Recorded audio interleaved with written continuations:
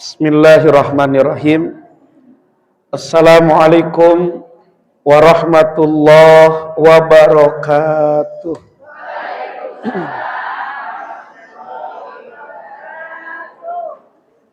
Bismillah, alhamdulillah, wassalatu wassalamu ala rasulillah alladzi la nabiyya ba'dah, amma ba'du. Puji syukur kita sama-sama panjatkan kehadirat Allah Subhanahu wa ta'ala yang alhamdulillah berkat iradah, inayah serta karunia-Nya kita semua siang hari ini bisa berkumpul di Masjid Al-Fat untuk melaksanakan kewajiban kita sebagai seorang muslimah, yaitu thalabul ilmi. Maka mudah-mudahan hadir dan datangnya kita ke majlis ilmu ini akan menyebabkan Allah ridha, Allah curahkan rahmat kasih sayangnya untuk kita semua, dan Allah ampuni semua dosa-dosa kita semuanya. Amin ya rabbal alamin. Salawat serta salam semoga tercurahkan kepada junjungan kita, panutan kita, baginda Rasul Muhammad sallallahu alaihi wasallam. Jemaah yang dirahmati Allah, sebagaimana kajian Jumat ketiga kita mempelajari kitab hadis Arba'in. Di bawah kitabnya dibuka halaman 10, barisan kedua dari bawah.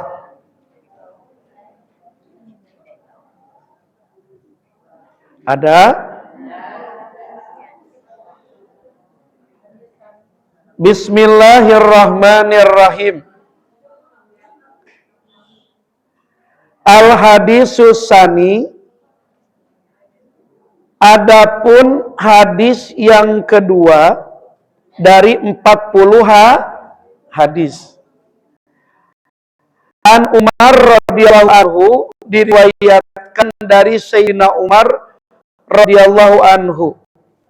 Aidzan pula qala, Sayyidina Umar berkata, bainama nahnu julusun, ketika kami duduk ingda Rasulillah sallallahu alaihi wasallam, di dekat Rasul sallallahu alaihi wasallam, zata yaumin, pada suatu hari, id, tiba-tiba, tola'a, datanglah alaina, kepada kami, rajulun syadidu bayadis siyab, seorang laki-laki yang sangat putih bajunya. Kayak Ustadz Jajang. Orang di sininya begini. Datang, kata Sayyidina Umar, suatu hari ketika kami sedang duduk bersama Rasul, datang seorang laki-laki yang pakaiannya itu putih. Dan putihnya itu banget. Syadidu sawadi sya'ari, dan sangat hitam rambut kepalanya. Itu laki-laki pakaiannya berwarna putih banget. Rambutnya hitam banget. La yura alaihi asaru safar, yang tidak diketahui bekas perjalanan jauh. Nggak kelihatan lesu, nggak kelihatan lemah, lemas, seger. Tahu-tahu sudah ada di dalam masjid. Nah, kalau Ustadz Jajang kelihatan lemesnya, menempuh perjalanan jauh. Ini tahu-tahu sudah ada dalam masjid, nggak kelihatan. Sudah melakukan perjalanan jauh, seger dah. Wala yarifu minna ahadun, dan tidak ada satu orang pun yang mengenali di antara kami. Nggak ada yang kenal. Ini laki-laki benar-benar baru dilihat. Hatta jalasa, sampai itu si laki-laki duduk ila Nabi Sallallahu Alaihi Wasallam, di dekat Nabi Sallallahu Alaihi Wasallam. Fa'asnada rukbataihi, lalu itu si laki-laki menyandarkan kedua lututnya ila rukbataihi, kepada dua lutut Nabi. Itu laki-laki yang baru datang, yang pakaiannya putih banget, rambutnya hitam banget, yang tak ada mengenali seorang pun di antara sahabat, tahu-tahu ada aja dalam masjid. Itu duduk dekat Rasul sampai dengkulnya beradu dengan dengkul Rasul. Berarti dekat, Mbak?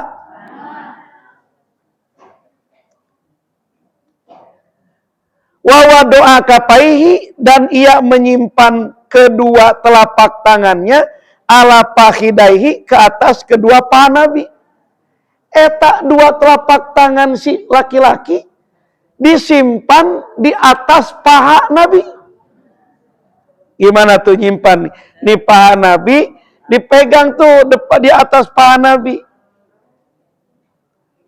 Waqala, dan itu si laki-laki berkata, ya Muhammad, wahai Muhammad, akhbirni, ceritakanlah kepadaku anil Islam, tentang Islam.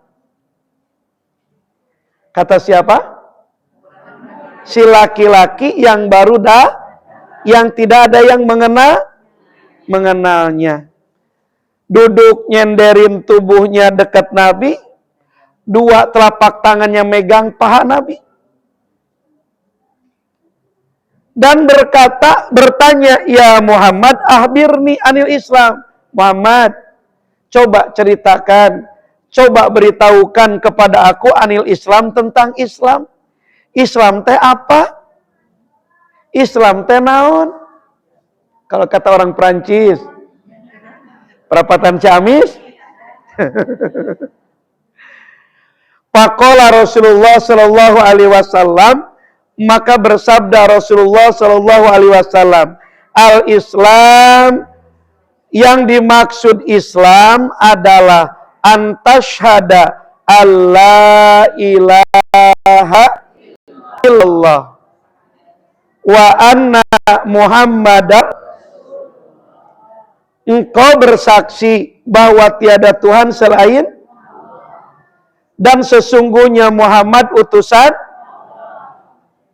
wa tuqima sholah, setelah bersahadat, wa tuqima, dan engkau mendirikan as-sholata, sholat, wa tutiya zakah, setelah kau mendirikan sholat, engkau memberikan zakat, wa tasuma Ramadan, dan engkau berpuasa pada bulan, wa tahujjal baita, dan engkau pergi haji al-baita, ke Baitullah, ini statokta, jika engkau mampu, ilaihi, pergi haji itu, sabila, di jalannya.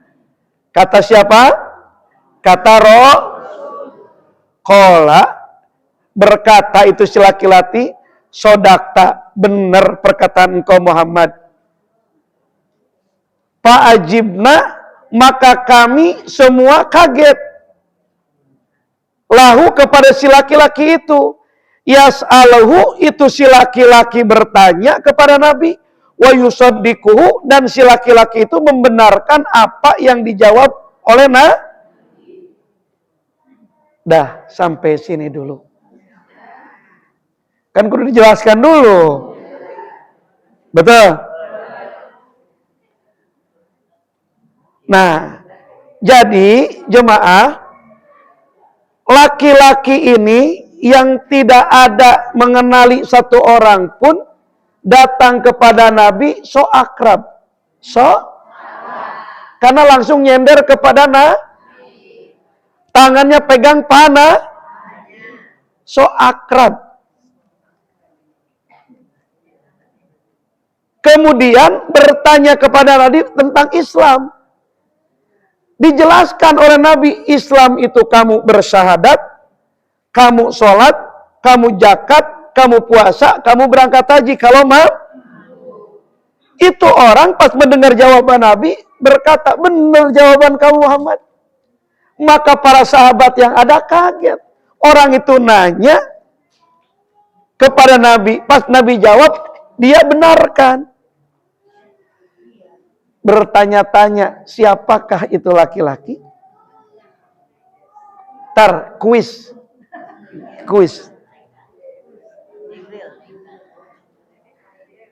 Yang akan kita bahas sekarang, jemaah, inilah yang disebut dengan rukun Islam. Ini si laki-laki sebenarnya ingin mengajari para sahabat Islam itu apa. Kita jemaah Al-Fat, mungkin kalau saya tanya dari Ustazah Haja Salim, Ustazah Yoyo sampai ke belakang, ditanya satu-satu pasti sudah tahu yang nama rukun Islam. Sudah tahu rukun bahwa rukun Islam itu ada 5. 1 syahad, 2 shol, 3 jah, 4, 5.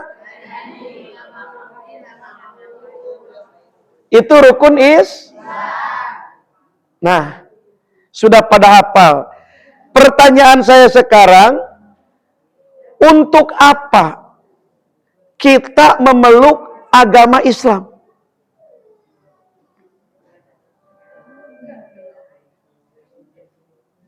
Ini sepi nih.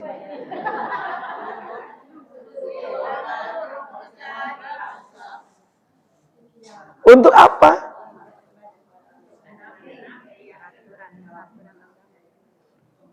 Halo? Untuk apa kita memeluk agama Islam? Ini Islam semua di sini? Untuk apa kita memeluk agama Islam?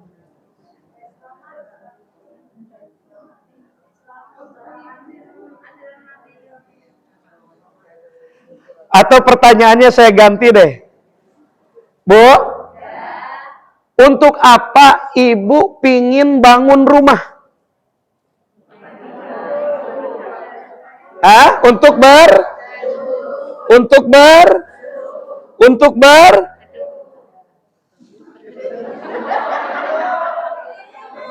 berteduh dari untuk apa lagi? Untuk berlindung. Untuk apa lagi? Untuk aman. Kan kita punya yang namanya motor, kita yang punya namanya suami kudu diamankan dalam rumah. Karena kalau suami digeletakkan di luar nggak aman. Benar.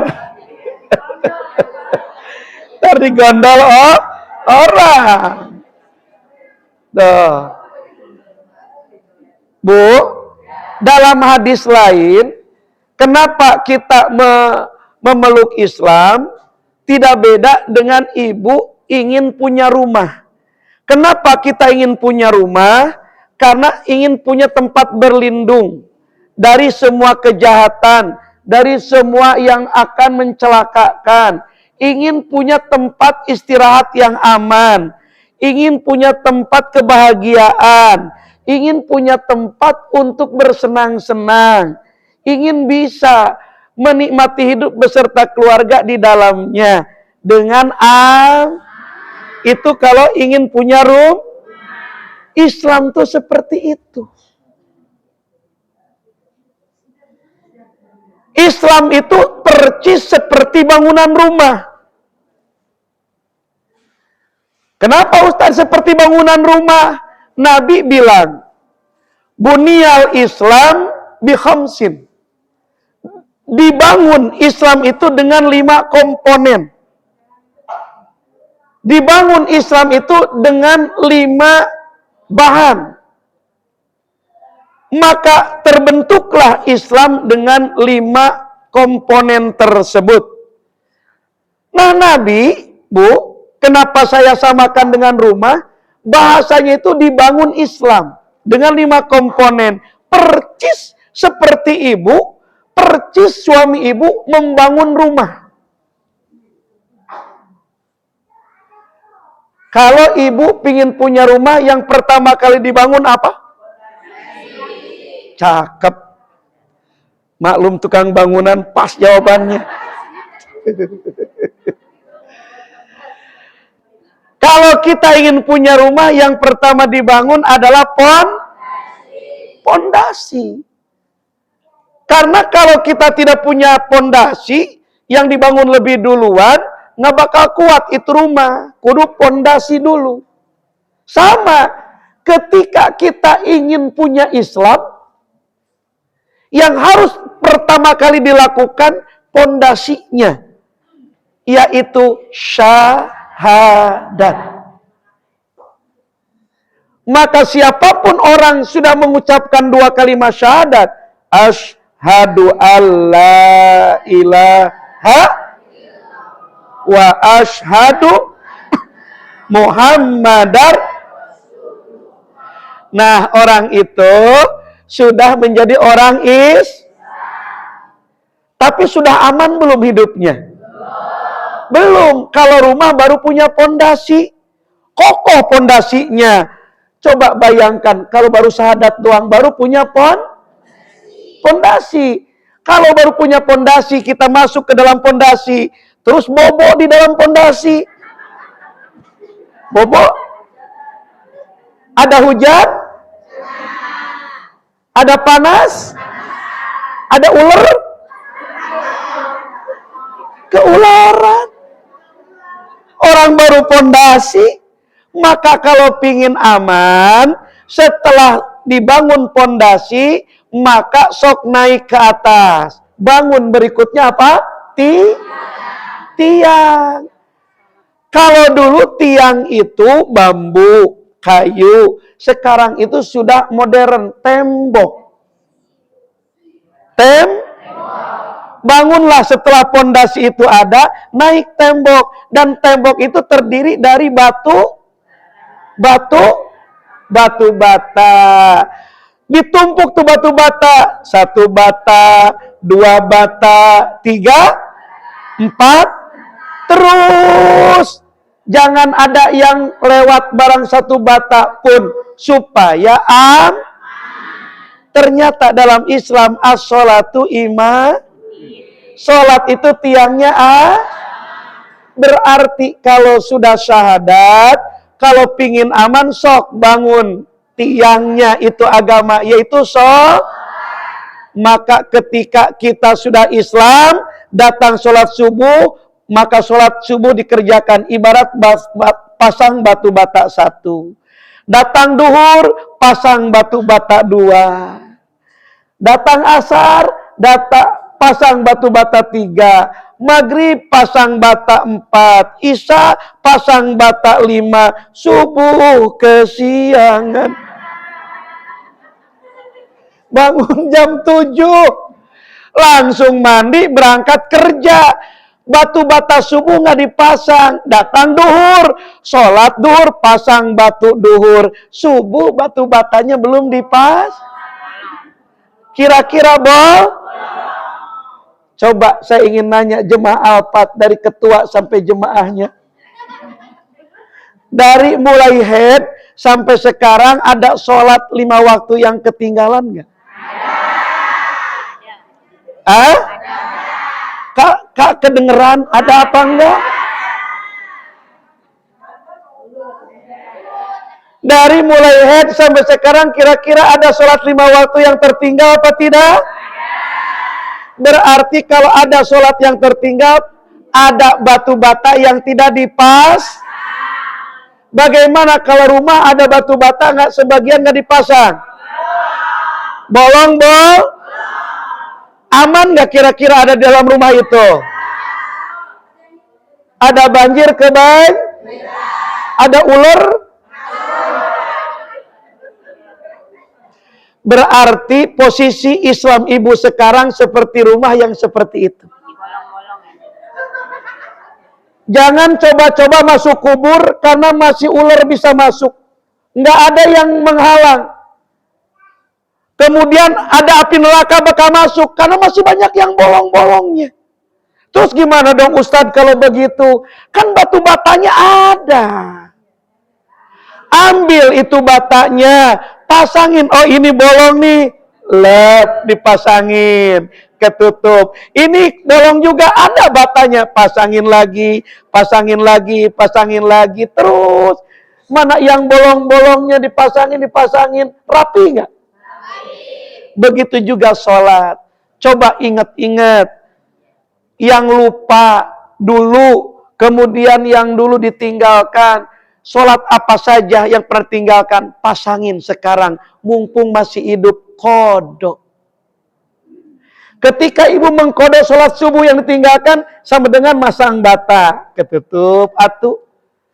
Subuh berikutnya, pasang lagi, tutup lagi. Maghrib, masih di jalan, ditinggalkan, tutup lagi. Kodokin terus.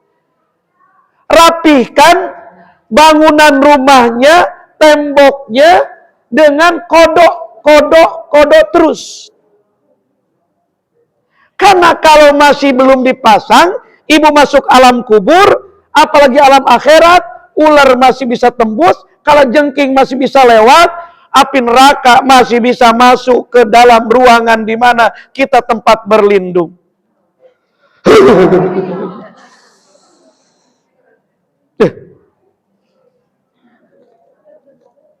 Maka mumpung masih ada umur, sekarang kodoin itu banyak Ustadz.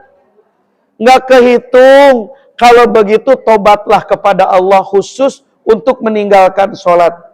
Ingat-ingat sholatnya, janji tidak akan diulangi, sesali di hati, minta ampun atas kesalahan, ninggalin sholat masa lalu, istighfar. Insya Allah bakal dirapihkan rumahnya oleh Allah. Amin. Udah pernah khusus tobat untuk sholat? Udah pernah? Udah pernah? Grup B. Pernah tobat khusus ninggalin sholat pernah? Tuh, belum pernah. Ya kalau sholat tobat baru menghasilkan pahala. Belum bisa menutup kesalahan. Khusus, tobat itu kan ingat dosa, ninggalin sholat. Setelah ingat sesali. Setelah menyesal, janji tidak akan diulangi lagi meninggalkan sholat. Setelah janji tidak akan diulangi meninggalkan sholat, ajukan permohonan ampun atas kesalahan masa lalu ninggalin sholat itu. Setelah diajukan permohonan ampun, maka tunggu keputusan Allah mengampuni kita atas kesalahan ninggalin sholat masa lalu dengan istighfar. Allah terima, maka Allah akan rapihkan tuh bangunan sholat kita. Bisa nggak kira-kira? Kalau tidak tobat ya kodok satu-satu. Temboknya sudah rapih, pondasi kokoh, tembok sudah Kira-kira masuk ke dalam ruangan itu udah aman belum? Udah aman belum? Belum. Orang baru tembok sekelilingnya, kita bobok di dalam tembok itu hujan, panas, ada ular, keuleran. Belum ada atap, pasang atau atap. Mau dicor, mau asbes, mau genteng. Betul? Pasanglah akhirnya tuh yang namanya genteng. Betul Bu Haji RW? Nah, rumah sudah aman ketutup atasnya dengan dengan atau dengan coran. Ternyata Rasul katakan as-saumu junnah. Puasa itu perisai.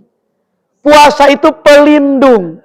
Berarti puasa itu ibarat genteng di bangunan rumah kita. Sementara puasa itu ada sebulan. Puasa 1 hari pasang genteng atu. Puasa yang kedua pasang genteng 2. Puasa yang ketiga pasang genteng 3. Puasa keempat pasang genteng. Puasa kelima nggak pasang. Orang puasanya prehead. Seminggu, akhirnya seminggu nggak puasa. Berarti genteng tidak dipas. Kira-kira sampai sekarang ada di Masjid Al-Fat, ada nggak puasa Ramadan yang belum dibayar sampai sekarang? Ada nggak? Ada apa tidak? Waktu head di masa SMP 3 tahun. Waktu head masa di SMA 3 tahun. Waktu head masa di kuliah 5 tahun. Waktu head masa kerja. Kan baru pada benar itu pas menikah. Betul. Nah, kan ngaji namanya. Ngaji itu biar biar pak, biarnya nyaho. Tuh. Ada gak dari mulai kita head sampai sekarang Ramadan yang belum dikodok? Berarti sejumlahan itulah genteng tidak dipasang. Kalau ada genteng tidak dipasang 1, hujan 1 jam kira-kira. Itu baru atuh Waji. Gimana tuh Waji kalau seminggu, kalau sebulan? Aduh. Hujan timah, di akhirat hujan timah masuk ke rumah kita, nggak bisa dihalang-halangi. Orang bolong gentengnya. Hujan nanah. Kan kalau di akhirat tuh ada mendung-mendung, kirain itu hujan air. Ahli surga coba baca hadis. Seneng ketika di atas neraka itu mendung. Ada hujan, mendung gelap. Ternyata yang turun bukan hujan air, tapi itu ajuran timah. Yang mendidih, ajuran daripada nanah yang bau busuk. Makin tersiksa. Kalau genteng Islam kita tidak dipasang, maka bakal tembus ke kita. Berarti jemaah, dari mulai sekarang, koreksi bagaimana puasa Ramadannya. Masih ada yang belum dibayar apa belum? Tapi kalau puasa bisa ketolong. Kalau punya anak yang soleh, anak yang ngerti agama, bapaknya meninggal, ibunya meninggal, dia beli beras 10 karung. Dia sedekahkan dengan niat fidyah untuk ibunya. Khawatir ada puasa ibunya yang belum dibayar. Ketutup tuh kalau puasa. Kalau anaknya kalau anaknya ngaji. Ini anaknya gak ngerti, gak ngaji. Bapak ibunya meninggal dunia. Itu harta yang ditinggalkan bapaknya bukan diambil dulu untuk fidyah emak bapaknya, malah rebutan. Berantem, gontok-gontokan. Tuh. Khawatir anak kita gak ngerti, mending bayar sekarang puasanya. Kira-kira tembok sudah rapi, genteng sudah nyaman belum tinggal dalam rumah itu? Udah nyaman belum? Belum lah. Masa kita bobo pas bangun penuh debu, penuh pasir, masih kotor, gelundang-gelinding, apalagi dengan suami gelinding. Pasti bangun itu penuh pasir, penuh debu. Orang lantainya belum dipasang. Pasangnya lantai biar tembok biar rapi, di tembok atau di plester biar bersih, biar rapi. Ternyata dalam Islam, khud amwaluhum sodakotan litujakkihim biha. Ambil dari sebagian hartamu untuk sedekah agar bisa membersihkan daripada hartamu. jiwamu dengan harta itu yang disebut dengan zakat.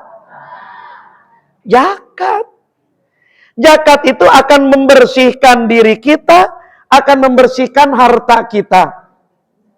Membersihkan diri kita dengan keluarin zakat fitrah, untuk membersihkan harta benda kita mengeluarkan zakat mal.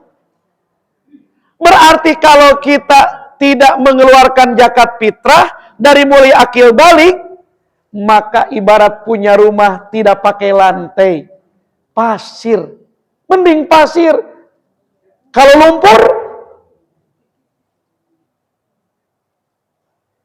sepi. Alhamdulillah si Ustadz, setiap tahun juga saya zakat fitrah. Tapi coba tengok zakat fitrahnya sah apa tidak. Sudah zakat fitrah, tapi tidak sah. Sama dengan belum zakat, tetap lantainya tidak dipasang. Jeblok-jeblok juga kita masuk dalam rumah itu. Yang saya gimana? Ngaji. Pelajari zakat fitrah yang sah itu seperti apa. Supaya kita bersih. Zakat fitrah itu sesuai aturan. Karena zakat itu sudah ditetapkan ukurannya, sudah ditetapkan waktunya, sudah ditetapkan penerimanya.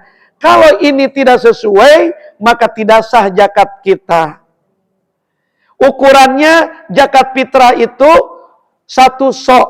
1 sok itu 3,5 liter. Maka kalau ibu mengeluarkan zakatnya kurang dari 3,5 liter, tidak sah. Ibu kalau zakat nakar sendiri apa beli dari warung? Nakar sendiri apa beli dari warung? Nakar sendiri apa beli dari warung? Sudah beli dari warung, ditakar lagi apa enggak? Yakin itu tukang warung tidak curang?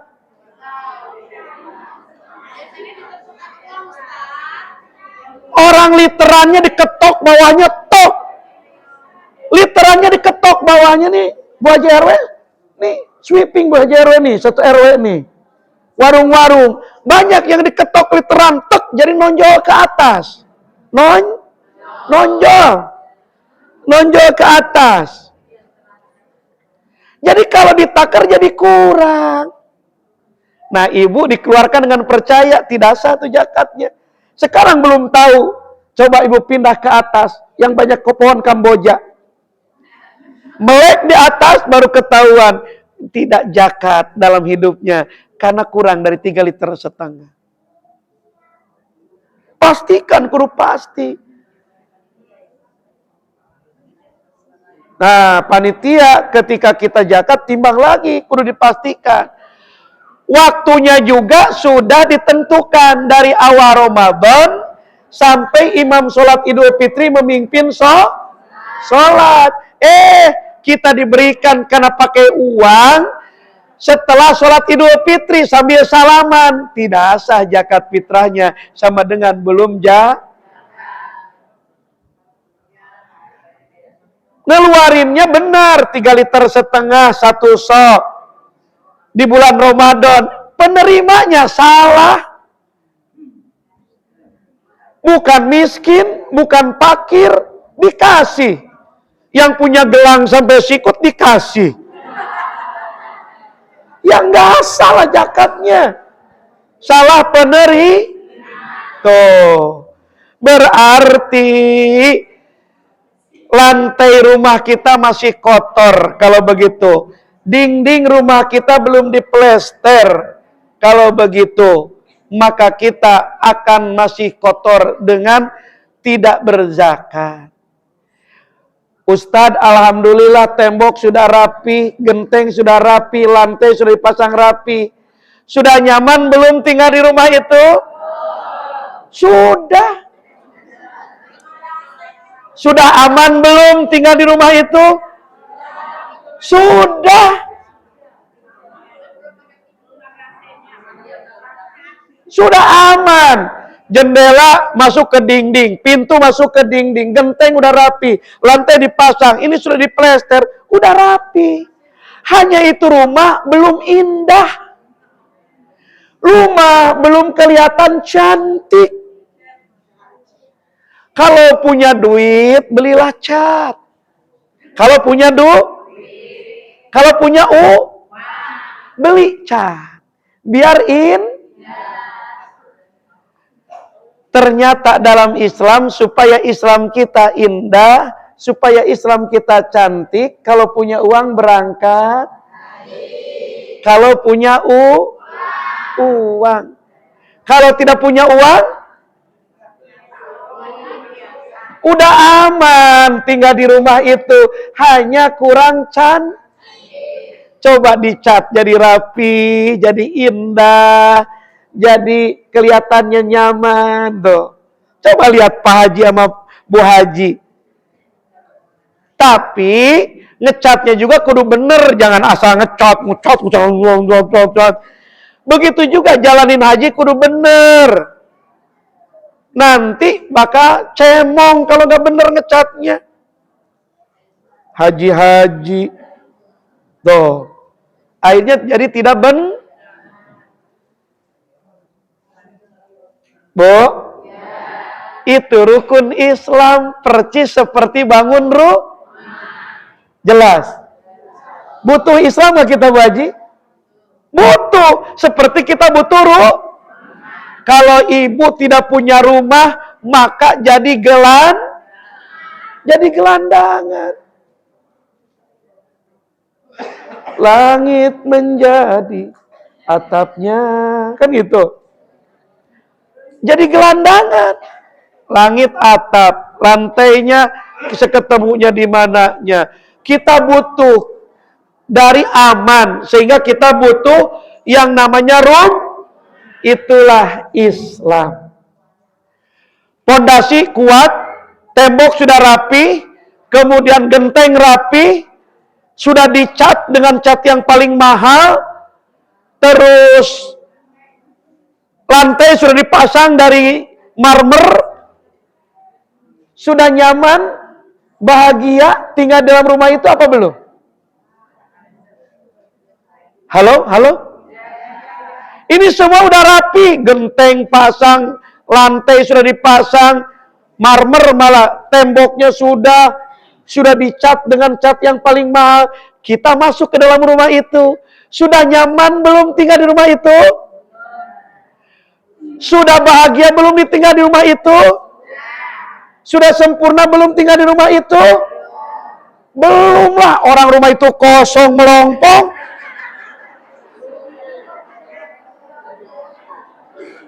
Masih kosong baru bangun supaya bahagia tinggal di dalam rumah itu, belilah televisi ukuran 1000 inci. Biar nontonnya itu televisi nyaman, beli sofa, beli kulkas, beli spring bed, beli yang namanya Magic Com, beli lagi AC. Isi itu perabotan rumah, maka kita akan bahagia tinggal di rumah itu. Apa itu perabotan yang ada? Perabotan yang ada itu amalan-amalan sunnah. Ibu tahajud ibarat beli sofa, ibu duha ibarat beli TV, ibu sodako ibarat beli yang namanya kulkas, ibu infak di Masjid Al-Fat ibarat ibu beli AC. Kemudian ibu nyantunin yatim ibarat ibu itu pasang marmer karpet. Perabotan rumah itu adalah amalan-amalan sunnah. Makin banyak ibu melakukan amalan sunnah, maka makin komplit isi rumahnya. Enak tinggal di rumah, mau kemana lagi? Betul? Rukun Islam itu pokoknya, bangunan rumahnya. Tapi dalemannya itu adalah perabotan-perabotan yang bikin senang bahagia kita, amalan Bu, kalau ada yang nanya begini, bisa jawab gak kira-kira nih? Ustazah, ini orang sodakohnya tuh awur-awuran.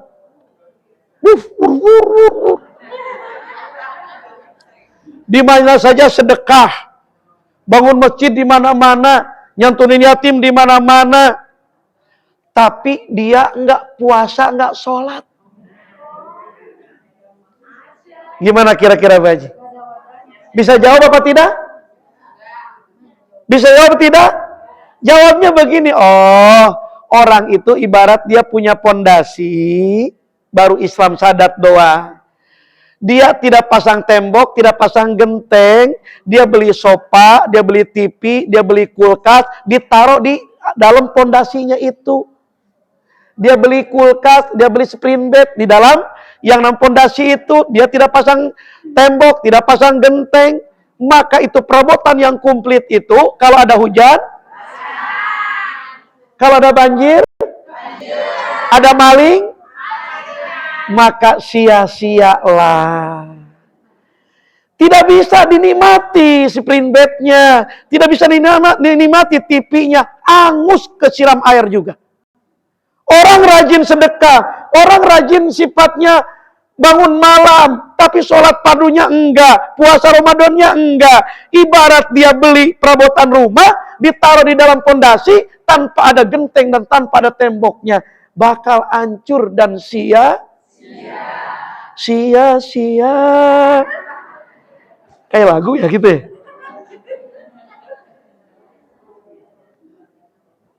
Jelas apa tidak? Tuh, itu rukun Islam. Jadi ngaji itu jadi paham. Dulu mah hanya nginget rukun Islam ada 5. 1 syahadat, 2 sholat, 3 zakat, 4 puasa, 5 berangkat jika itu doang, tidak jadi pelajaran dalam hidup kita. Tapi ketika kita belajar, kita ngaji, ternyata Islam itu sangat berperan penting. Yang 5 ini tidak ada 1, maka habis Islam kita. Celakalah kita. Yang 5 ini harus, kudu ada. Kecuali haji, itu mah ada pengecualian kalau kalau tidak mampu udah aman. Tinggal itu rumah, walaupun belum dicat, beli sebanyak-banyaknya perabotan yang dibutuhkan oleh kita. Biar kita senang ada di rumah kita. Butuh sofa, beli. Butuh apa sih, beli. Dengan amalan-amalan sunnah diperbanyak dalam hidup kita. Pasti bahagia hidup kita. Walaupun belum haji, walaupun rumahnya belum jelas. Ya udah, kalau udah jelas, selesai. Udah jelas. Ada yang bertanya? Silakan. Ya.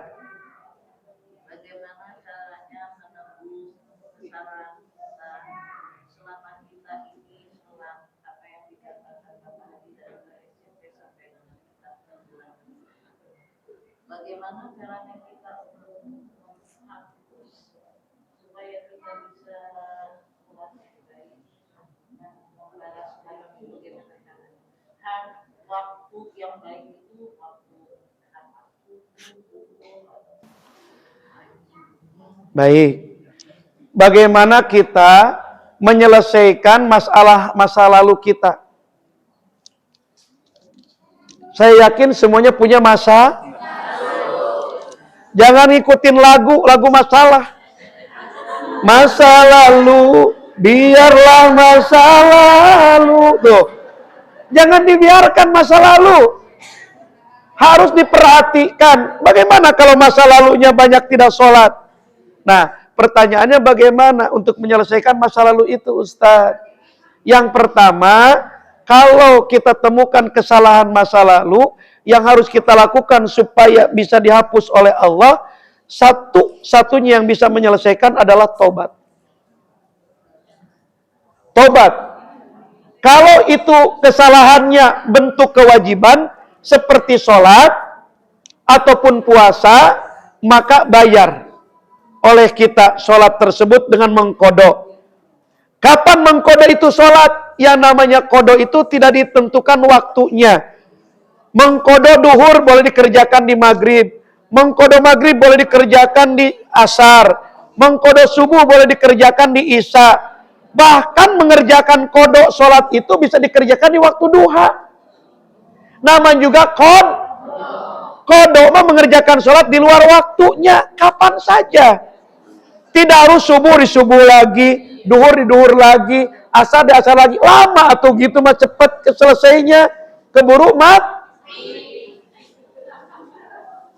habis sholat duha, saya mau kodok sholat saya seharian. Habis beres duha 4 rakaat, niat aku sholat subuh kodokan lillahi ta'ala, beres. Ingat lagi niat aku sholat pada duhur, kodokan lillahi ta'ala, beres. Asar kodokan lillahi ta'ala, beres. Maghrib kodokan, isya kodokan. Dulu tuh seharian, karena kita ingat waktu itu, waktu SMP seharian pergi, tidak sholat tuh 5 waktunya, beres tuh kebayar. Pasang batu batanya. Puasa juga begitu, yang ingat dibayar kalau mampu. Tapi kalau memang tidak mampu kebanyakan, bertobatlah dengan tobatan nasuha, nanti Allah yang akan menyelesaikan semua-muanya. Gitu ya, Pak ya? Ada lagi? Ya, monggo. Ada pertanyaan. Ketika kita sering melihat kalau di kampung-kampung sering dilakukan, ketika selesai mensolatkan jenazah, maka beliau berusaha membagikan beras yang disebut tadi pidyah. Apakah itu pidyah sholat atau pidyah puasa? Nah, itu saya mohon penjelasan. Bisakah pidyah sholat yang tadi dikatakan kan puasa? 1. Kedua, jika sholat subuh, kita namanya manusia suka ada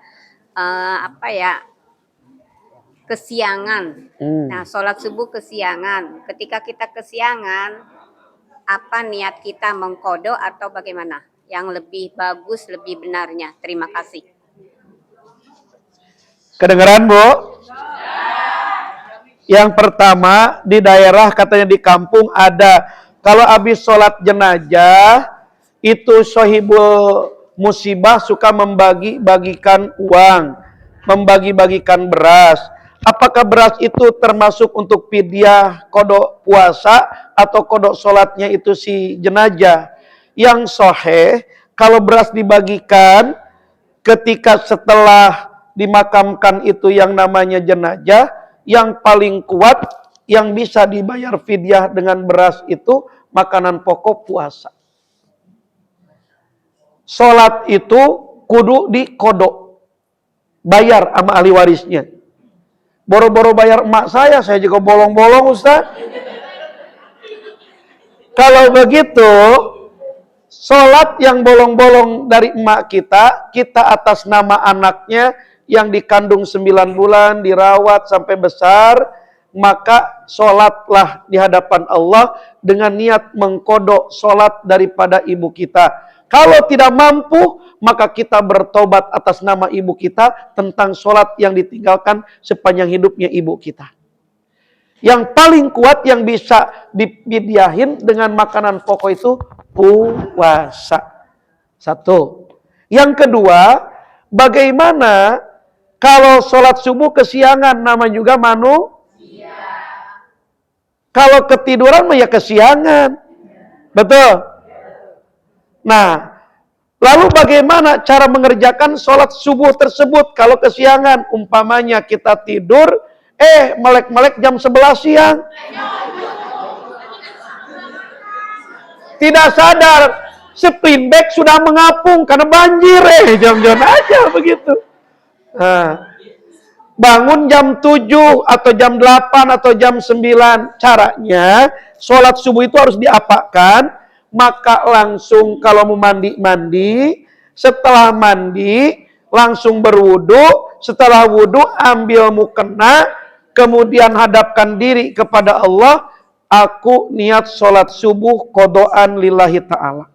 Jam berapapun. Karena ketika adzan subuh tiba, Allahu Akbar, maka kewajiban subuh itu nempel di kita di sini. Tidak akan lepas sampai dikerjakan. Jam 5 nempel. Jam 6 udah lewat masih nempel. Jam 7 baru melek. Kemudian kita kerjakan kodoan lillahi ta'ala, maka kewajiban ini lepas. Kalau tidak dibayar, ini kewajiban nempel. Duhur, datang lagi nempel. Nggak dikerjakan, terus nempel.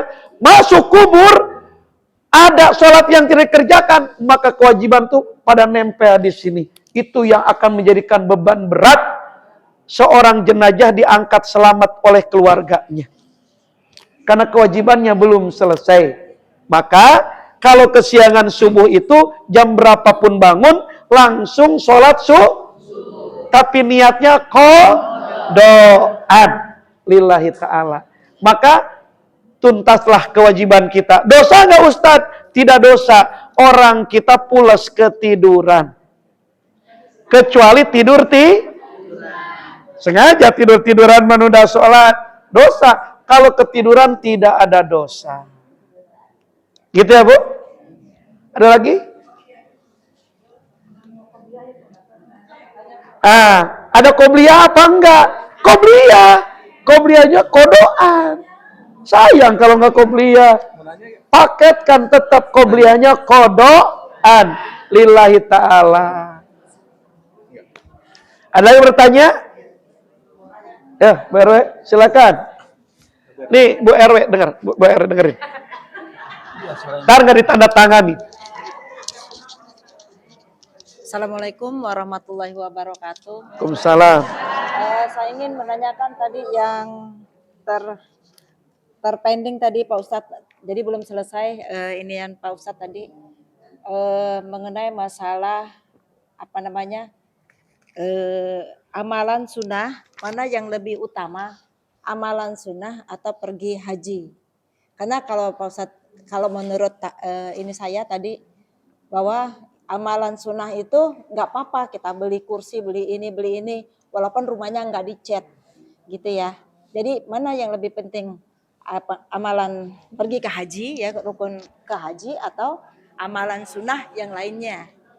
Itu tadi. Jadi mungkin karena itu kan yang terakhir rukun Islam adalah menunaikan haji jika mampu. Amalan sunnah itu kan artinya sudah mampu kan haji. Nah harusnya kalau menurut ininya haji dulu baru amalan sunnah. Bagaimana Pak Ustadz? Mohon dijelaskan. Jadi yang kena wajib haji itu orang yang mampu. Kalau mampu itu adalah uang orang tersebut sudah mencapai nisab. Nisab apa? Nisab haji. Ongkos haji sekarang berapa? 68 juta kemarin tuh. 68 juta itu yang reguler. Kalau yang plus 200 ke atas. Nah, kalau uang kita sudah tersimpan dengan sekian lamanya mencapai nisab haji itu, maka orang itu sudah kena wajib haji. Kalau tidak berangkat, maka itu maka kalau tidak berangkat dia dosa. Itu Bu RW. Amalan sunnah itu ibarat punya uang nyicil. Tidak ada yang namanya kulkas, punya uang 1 juta, bisa beli kulkas apa enggak? Bisa 1 juta beli kulkas? Bisa 1 juta berangkat haji? Enggak. Beli kulkas. Punya uang 2 juta, mau beli TV, bisa kebeli TV? Berangkat haji bisa 2 juta? Nah ibaratnya begitu. Amalan sunnah itu nyicil. Belum kena wajib. Kalau tertumpuk dan tersimpan mencapai nisabnya, baru dia kena wajib haji. Sekarang 1 juta dikumpulin, diambilin habis terus. Kursi nggak punya, TV nggak punya, kulkas nggak punya. Digares aja makan. Habis dikumpulkan. Nah, kita kalau memang punya lebih dari penghasilan dan bisa lebih daripada kebutuhan, maka bikin manajemen nabung untuk haji. Bisa sebenarnya. Seiring berjalan amalan sunnah, rezeki dibagi 2 bisa. Tapi kalau amalan sunnah itu ibarat itu punyanya kita nyicil. Jadi tidak sekaligus. Gitu Bu RW. Terima kasih. Ada lagi? Anda Pak Ustadz, Ya, terima kasih penjelasannya yang tadi. Mudah-mudahan ibu-ibu semua pada paham semuanya. paham semuanya. Satu lagi pertanyaan, ini kan kita periode baru untuk KRWN 09 ini Pak Ustadz. Baik. Jadi ada program saya yang ingin membuat Pokja kelompok kerja yang kedua itu adalah koperasi dan UMKM. Nah, di sini kita banyak yang mempertanyakan tentang koperasi nih Pak Ustadz ya. Apakah di dalam Islam itu kita hukumnya bagaimana Pak Ustadz untuk koperasi, sedangkan kita di sini niatnya bagi pengurus itu hanya semata-mata untuk saling membantu saja, dan kita tidak memberikan bunga tapi kita memberikan biaya admin di awal Pak Ustadz. Menurut Pak Ustadz dengan dalil-dalilnya mohon dijelaskan, terima kasih. Dalam muamalah akan terkena yang namanya riba. Riba itu hukumnya haram. Hukumnya haram. Riba yang berhubungan dengan pinjam meminjam, pasti koperasi itu akan ada pinjam meminjam. Yang termasuk pinjam meminjam riba adalah ketika memberi pinjaman 1 juta harus kembali lebih. Harus kembali lebih. Nah, ini riba. Mau judulnya koperasi RW, mau judulnya koperasi masjid, mau judulnya koperasi muslim, mau syariah, kalau memberikan pinjaman 1 juta kemudian harus dikembalikan jadi lebih, nah itu transaksi hukumnya riba. Riba hukumnya. Lalu yang tidak riba seperti apa? Simpan meminjam yang tidak riba adalah ketika kita meminjamkan 1 juta, kembali 1 juta. Hanya kalau yang diberikan pinjaman memberikan lebih, bukan daripada ketentuan yang memberikan pinjaman, itu boleh diambil. Ucapan terima kasih dibantu. Karena itu sifatnya infak, bukan suatu syarat, jangan disebut nominal. Silahkan yang sudah akan meminjam uang di koperasi, silahkan kami beri, tapi tidak ada lebih. Utang 1 juta, minjam 1 juta, kembali 1 juta. Nah, itu tetap kembali 1 juta. Supaya tidak riba, silahkan berinfak ketika sudah bisa membayar daripada yang namanya itu koperasi. Dengan tidak ada ketentuan nominalnya berapa. Yang namanya infak itu terserah. Tidak ditentukan. Hanya mungkin kadar-kadar yang sifatnya pantas dan layak. Umpamanya hasil rapat diumumkan. Nanti itu kisaran umpama berinfak minimal 50.000 gitu kan, kelayakan untuk nanti bersedekah juga untuk bantuan yang lainnya.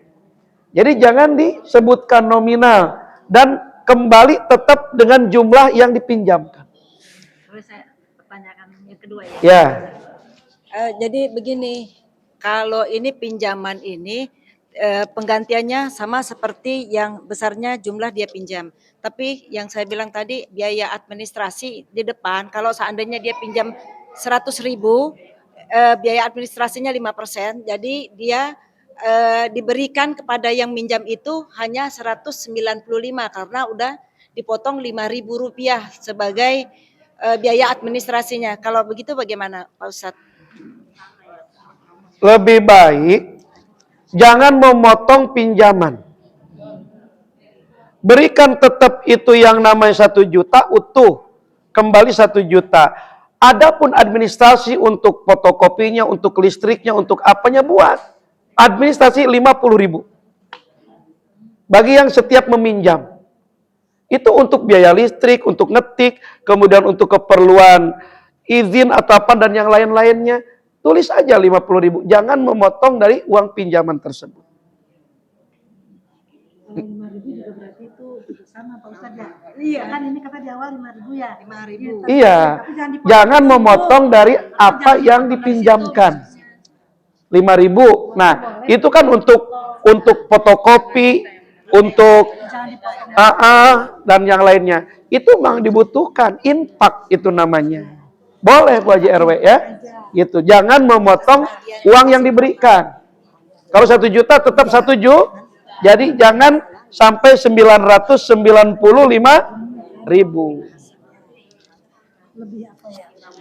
Baik Pak Ustadz.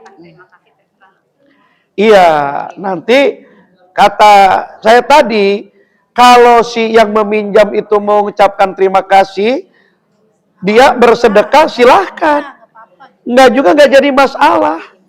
Nggak jadi masalah. Yang namanya infak nanti akan diputarkan lagi oleh Pokja tersebut ataupun koperasi RW tersebut. Jadi membantu orang lain lagi dari infak kita, bakal jadi pahala juga bagi kita. Makasih Pak Ustadz. Gitu ya. Penjelasannya. Tapi satu lagi Pak Ustadz. Satu lagi. Bersambung pertanyaan ketiga. Apakah tadi infak itu kita sebutkan atau infak sukarela?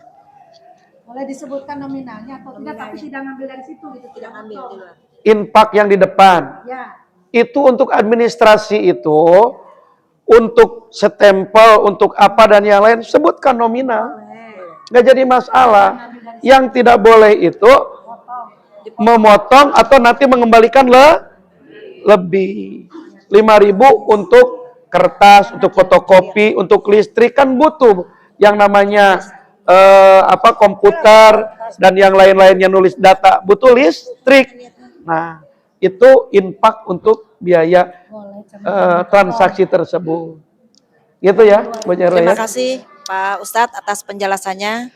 Mudah-mudahan semua pada paham karena ini adalah program kita untuk menjalankan koperasi. Amin. Alhamdulillahirrahmanirrahim. Jadi Bu, nanti modal awal harus ada yang punya modal, diputarkan. Nah nanti Ibu kalau dapat UMKM berhasil, Ibu infak. Ibu masuk tuh uang Ibu 100.000, diputarkan lagi, dipinjamkan kepada yang lain. Ibu tanpa disadari, itu uang terus bergulir.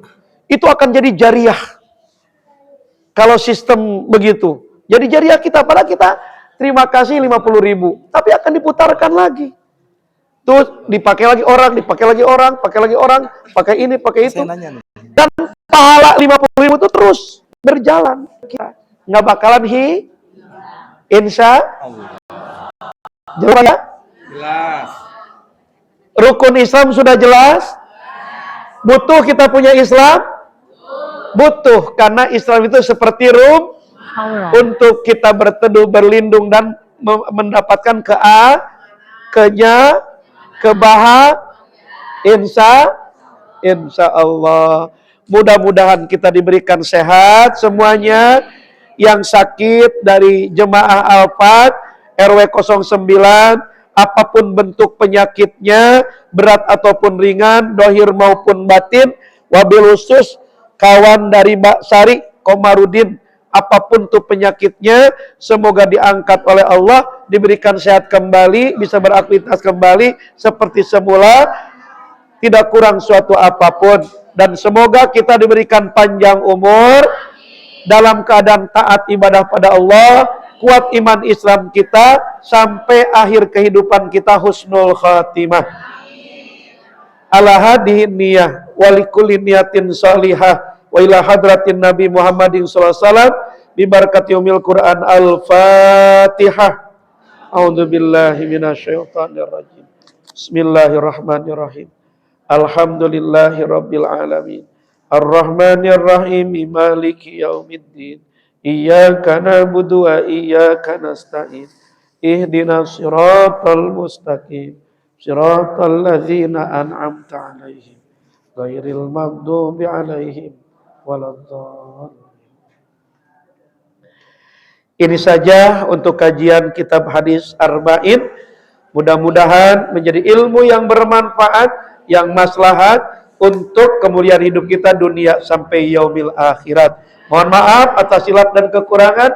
Wal afu minkum. Assalamualaikum warahmatullahi wabarakatuh.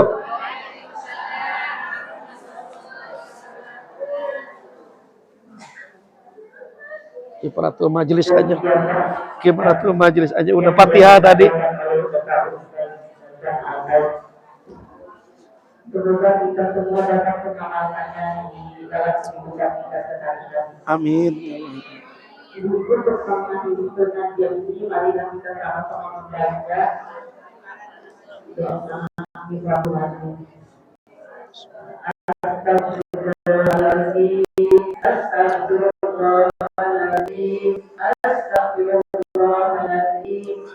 Subhanallah wa bihamdika, asyhadu an la ilaha illa anta, astaghfiruka wa atubu ilaik. Walhamdulillahi rabbil alamin. Kami yang bertugas hari Ustaz itu maaf yang seluas-luasnya. Bila kita berikan hidayah, wassalamualaikum warahmatullahi wabarakatuh. Yang tersebut yang terobol yaitu 550 istri. Doain saya ya, saya mau ke